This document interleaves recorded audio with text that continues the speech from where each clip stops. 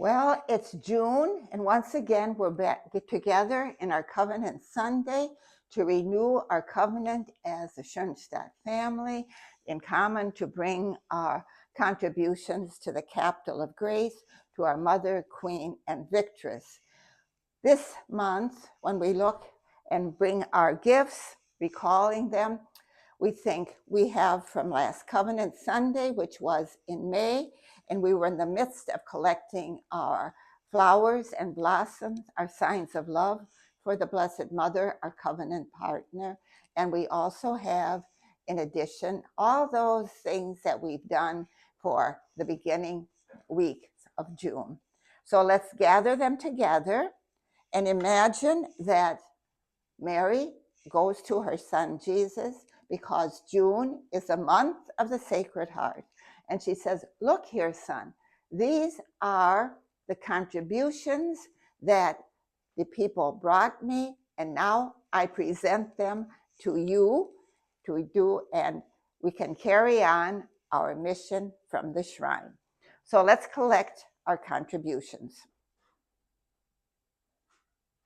And now we renew our covenant of love. My Queen, my Mother, I give myself entirely to you, and to show my devotion to you, I consecrate to you this day my eyes, my ears, my mouth, my heart, my entire self without reserve. As I am your own, my good mother, guard me and defend me as your property and possession. Amen. All right. Today, I would like to begin with something that I heard once. It's an incident that happened in Schoenstatt's history. It's very deep and it shows a great mission zeal. But I have to also admit to you, when I looked in my research as I prepared this talk to find a written statement, nowhere could I find it. And so therefore, you're going to have to accept my version according to what I remember. If some of you know more, please let me know, because it is necessary to be able to be factual and to tell the truth as far as possible. The incident goes like this. It was at a time when it was very difficult for Schoenstatt. So it was the 50s, and it was in Brazil. And in Brazil, there were many, many negative things said about the Schoenstatt movement and the founder of Schoenstatt. However, the person that I'm talking about, the apostle, did not pay any attention to the negative criticism, and he carried on his apostolate. And actually, he was very, very successful.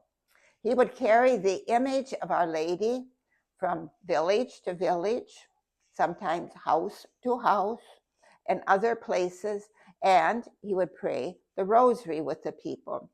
And through his efforts and his sincerity, many people returned to the church. Many couples had their marriages validated. Their babies were baptized, and it was a great benefit for the church in Brazil. However, the negative comments increased and increased. And so the bishop was in a predicament. So he calls our apostle to come and to have a meeting with him. Now, they were relatively good friends. So when our person that we're talking about came, they had an ordinary conversation. And then finally, the bishop began with his real reason for calling the meeting. And he said something like this. He said, you know, there are many, many images of Mary, the mother of Jesus, many, many beautiful ones. But no matter how many there is only one person representative. The person is the same. And our apostle said, oh, I know that. I know that. Then the bishop continued, well, if this is true, no matter what the image is, the person is the same. Could you not change the Schoenstatt image in your frame that you carry about and place another image there? And our apostle looked at the bishop, and then from the depths of his interior soul, he said, Bishop, that is the picture before whom I made my covenant of love. That is the picture I have grown to love very dearly. If I would take that picture out of that frame, it would be like tearing my heart out of my chest. Now, the way our apostle said that, his sincerity touched the bishop. And so finally he said, well, all right, you can continue with the Schoenstatt picture, but only in a very limited territory. And so I'm sure you all know who I am talking about, for it's the well-known person, Joao Poseban. So we can ask ourselves now, what actually was the time of trial that he had to go through in addition to that? And one of his daughters tells this incident that she observed. She said, one day, a priest visiting our family was discussing with my father, and the priest pounded on the table and he said he should stop this apostolate. He meant the Pilgrim Mother apostolate. His daughter said, my father was very upset and cried. This whole atmosphere was very hard and difficult for him. But then she adds, my father never abandoned his apostolate. When we consider that scene and that reality, we can draw some parables. And the parallel is this: history repeats itself. Isn't this what happened to Jesus? Isn't this what happened to the leaders of the people of Israel? Isn't this what happened to the prophets? Isn't this what happened to the leaders of movements and their founders? Rejection after rejection. This also happened to our Schoenstatt apostle with the representatives of the church who wanted to make him change the image of Mary, but not change the apostolate of winning souls. The leaders of the church accused him of belonging to this questionable Schoenstatt movement. But deep within his being, he knew the validity of the movement and he carried on his work. So, rejection, the same that has been proven historically. But with every rejection, and when we think of Jesus, with every crucifixion, there comes a victory. And it's the same in this case. Sometimes the victory takes a long time.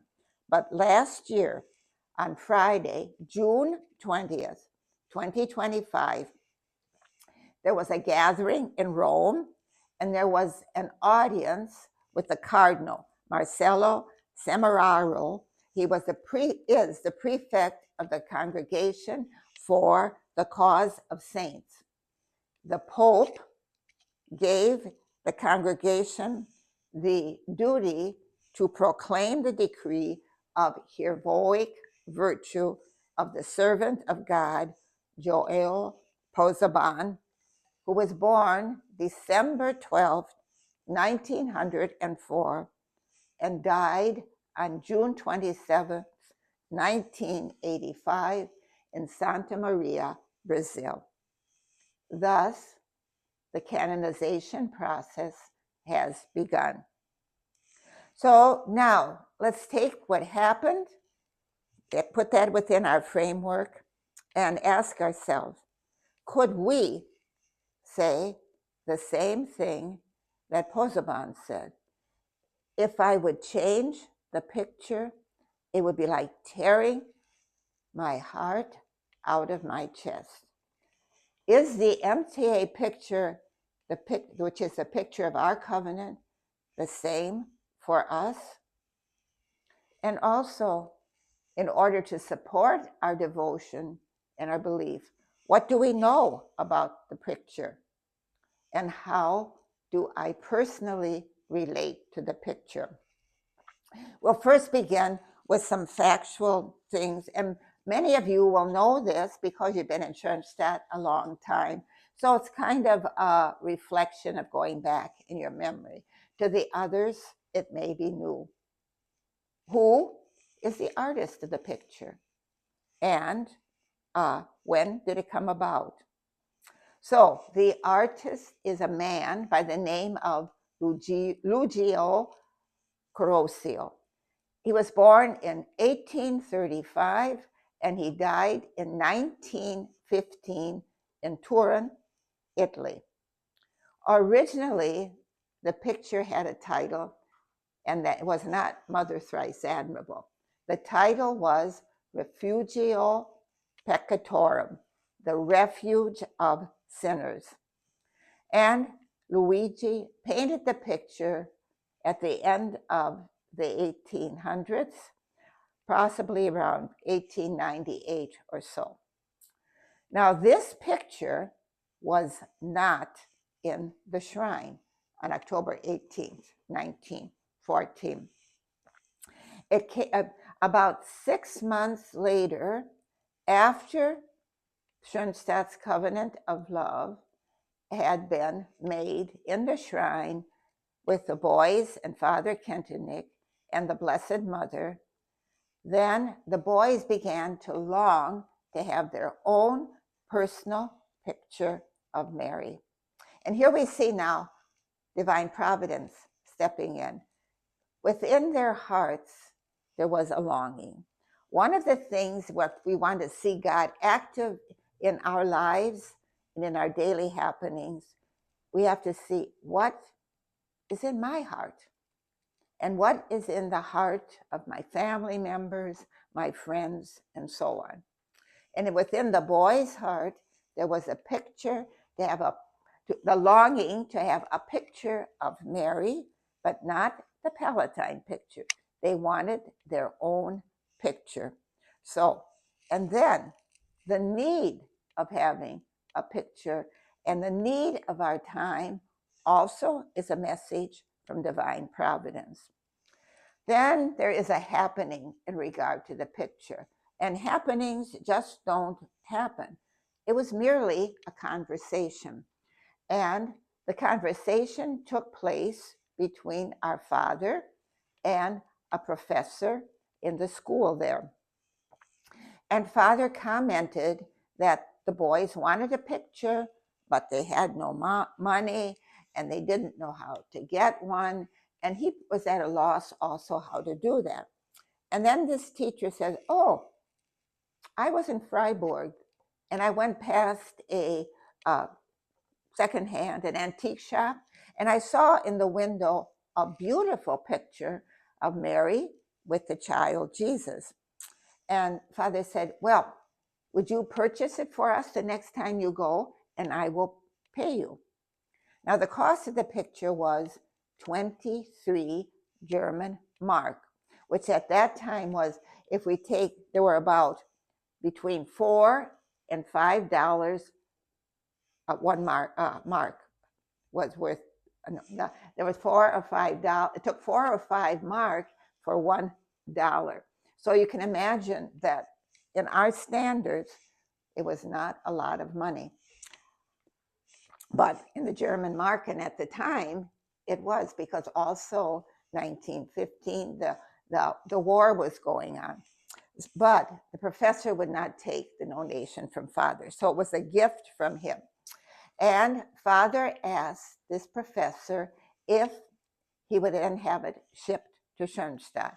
And that's what happened. On Good Friday, which happens to be a special day for the German government, a holiday, the picture arrived in Schoenstatt at the railway station, and the Palatines were informed.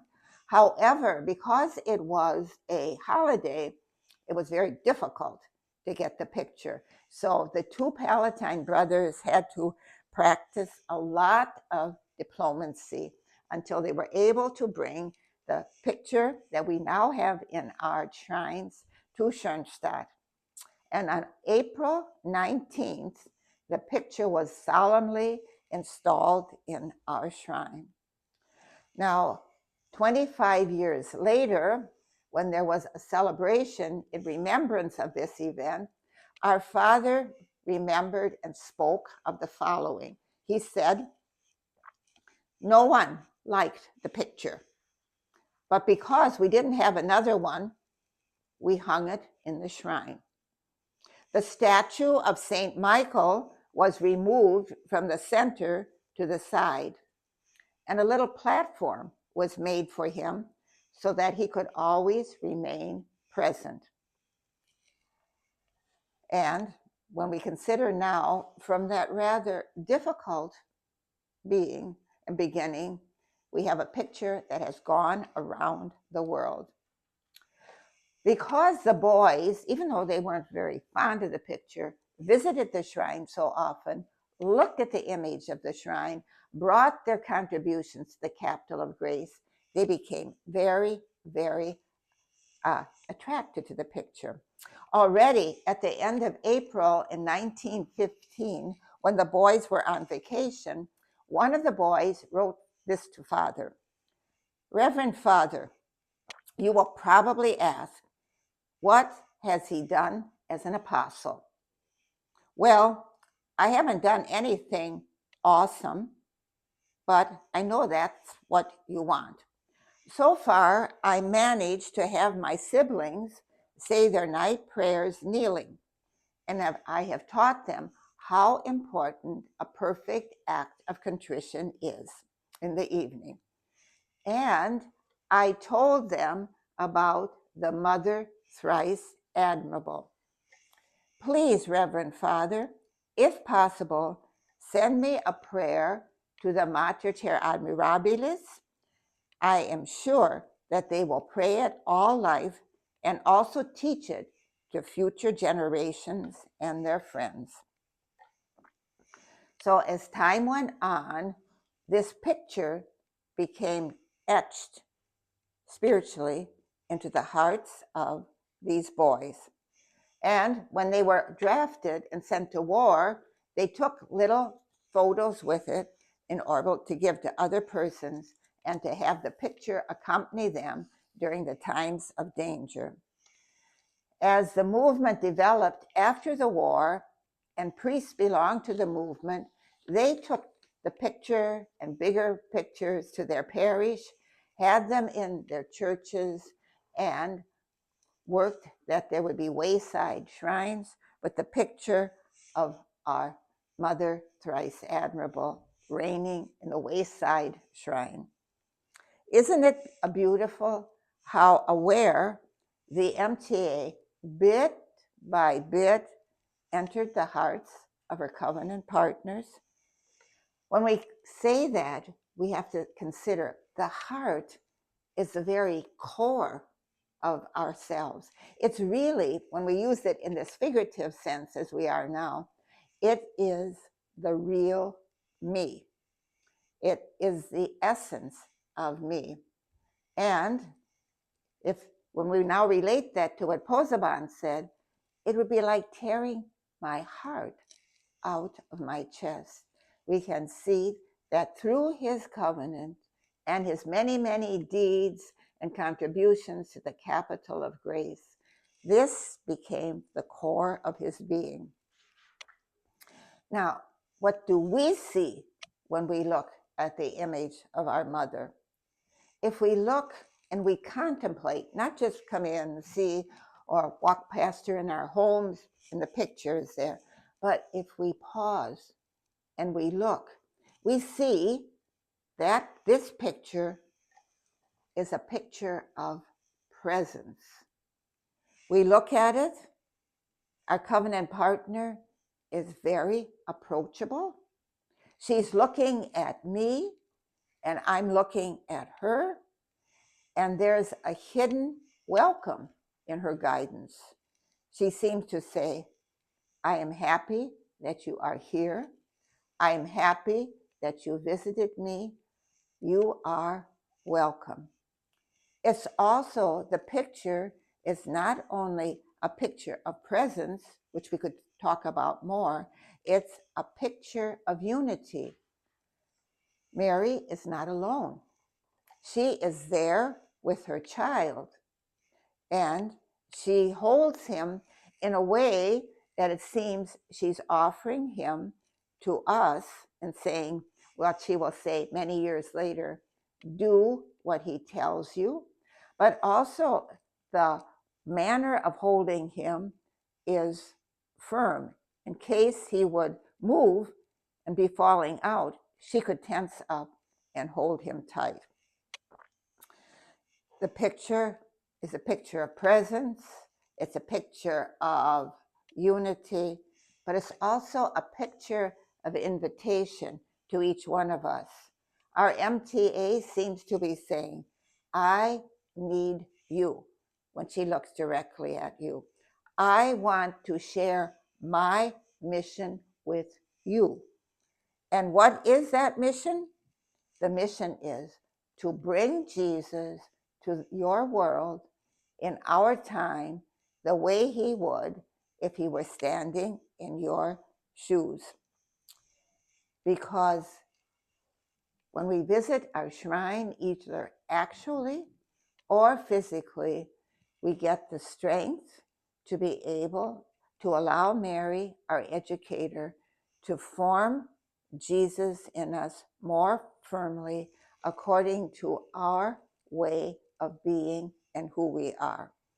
We can also say that in addition to these qualities of the picture, the presence, the unity, the invitation, there also is not just an invitation, the request.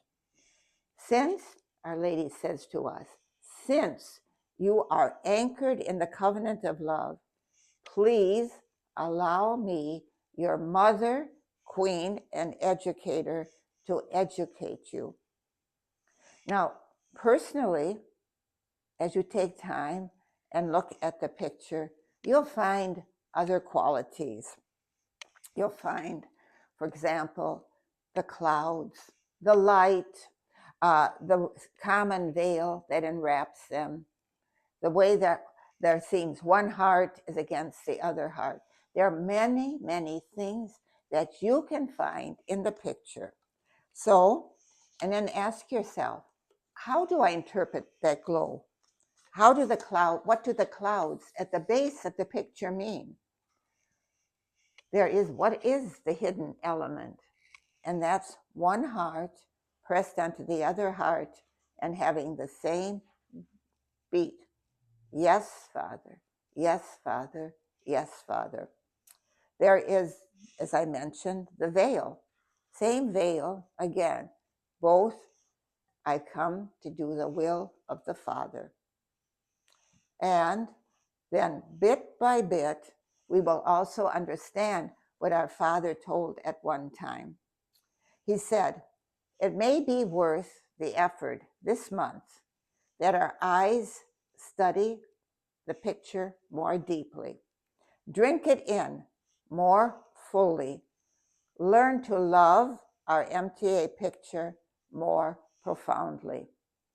And I think nothing could be clearer than to answer this advice by daily looking at our MTA picture, contemplating it, meditating upon it, and saying, what does it mean to me?